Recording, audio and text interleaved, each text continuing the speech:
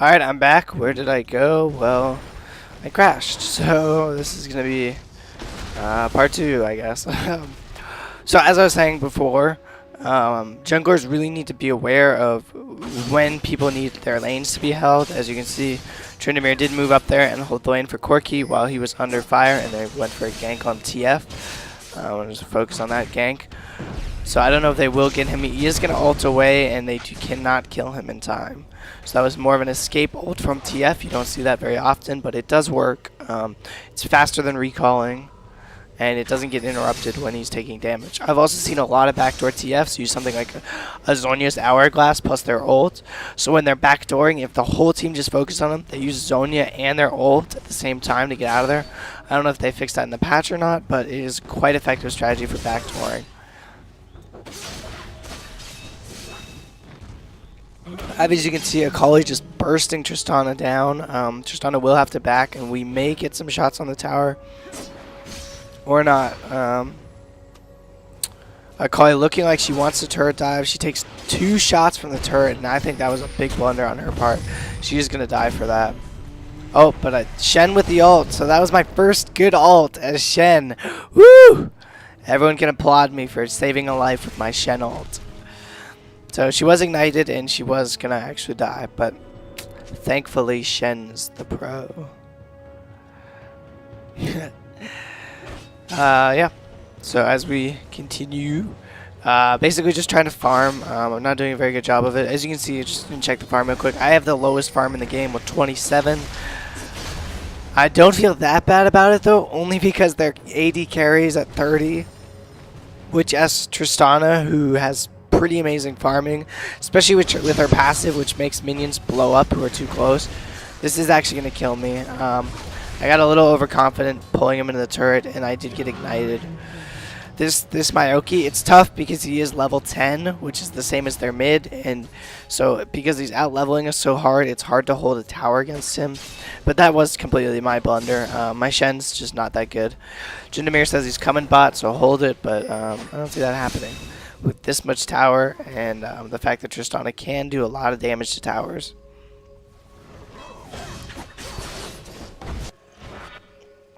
Akali going with the burst on Maoki. She will get the kill.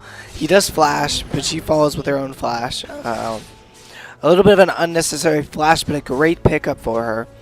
The score is now 5-8. I'm going 0-3, so noob feeder Shen, please report him. Yeah, so I'm not doing very good, but I see Corki's in a little bit of trouble. Fiddlesticks and Annie are both headed top, so I'm going to use that professional map awareness that's gotten me my 0-3 deaths and kills. A little bit of a tower dive on Annie. Annie is dead. He's great, able to pick up the kill, and Corki with his escape maneuver is just going to get away from this TF. This TF is not going to be able to chase down a Corki, especially with a W like that. So Fiddlesticks, I don't know if he wasn't paying attention, but he could have had a free kill right there. I think that was a big mistake on Fiddle's part. Shen's got his ult up, so I could have, or I didn't have my ult up at the time. It's 30 seconds. I think, yeah. A little bit of moaning about TF's ult, which is strange because we do have a Shen who kind of has a more ridiculous ult. But I guess I suck too much for them to complain about it. So I'm just going to continue my harassment, or not harassment, continue farming. As you can see, his card's doing absolutely nothing to me because I am a tank.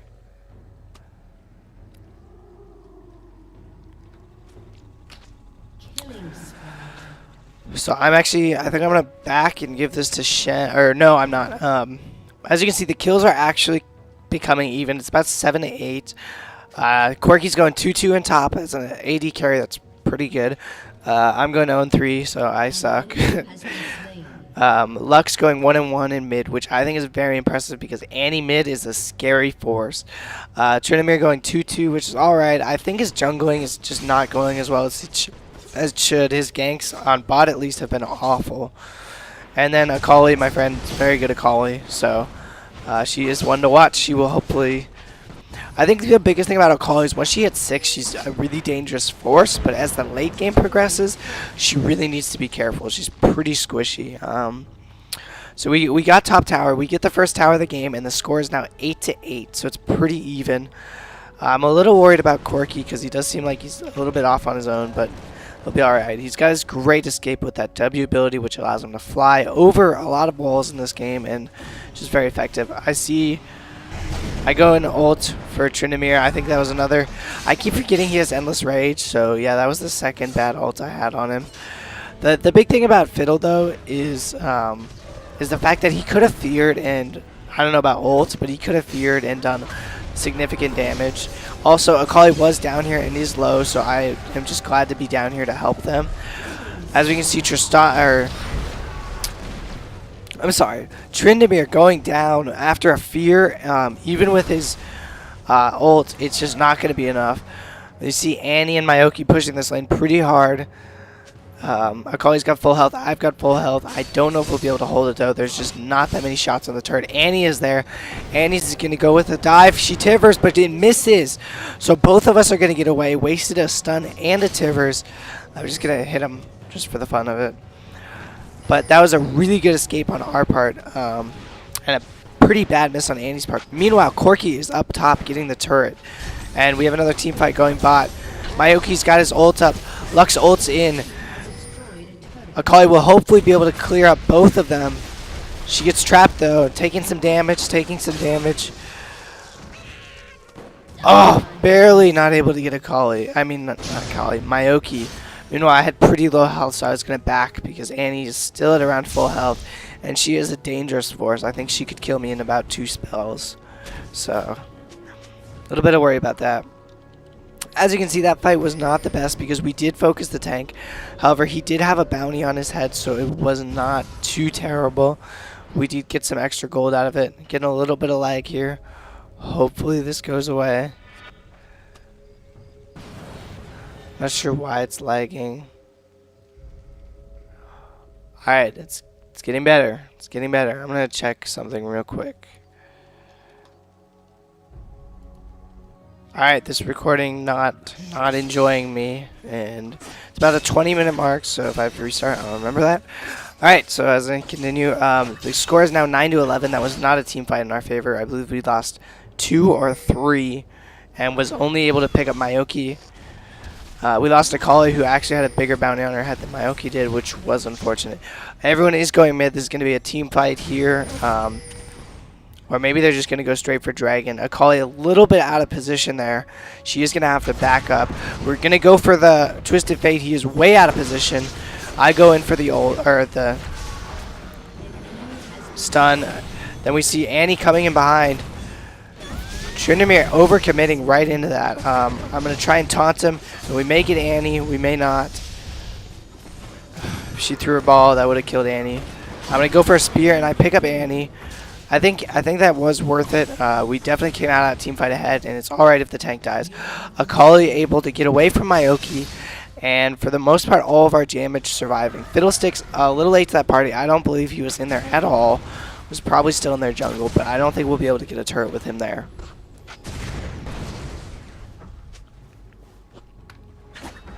Corki having to back, very low health. Akali not much health. Or not, Akali pretty good on health. Akali picking up the Elixir of Brilliance. Elixir of Brilliance, a lot of characters I think should pick them up more often. My friend picks them up every time he goes back, he says, if he has enough money. Just because of that reduced cooldown and ability power, mostly for the CDR, which really comes in handy when you're a burst damager like Akali. So we see Maoki. Thankfully, we had these wards up, warding here and here. So we do see Maoki. She's not able to get a snare on him, but that's alright. He's got around full health, and I don't think it would be smart to engage the tank right there under the tower. So I'm just going to harass it a little bit with my Q. Not that it matters too much because he does have that passive heal every 5th spell, I believe it is.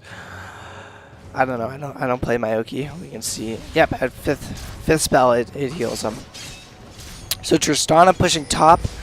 There is 3 of us mid. He goes for a snare on Lux, and I miss my little taunt, which was unfortunate. But there's about 3 mid. Akali hiding in the bushes there. Gonna go in for the burst damage. And Corki trying to pick up Tristana, but does not able to. Tristana, like Corki, does have a great escape with her W.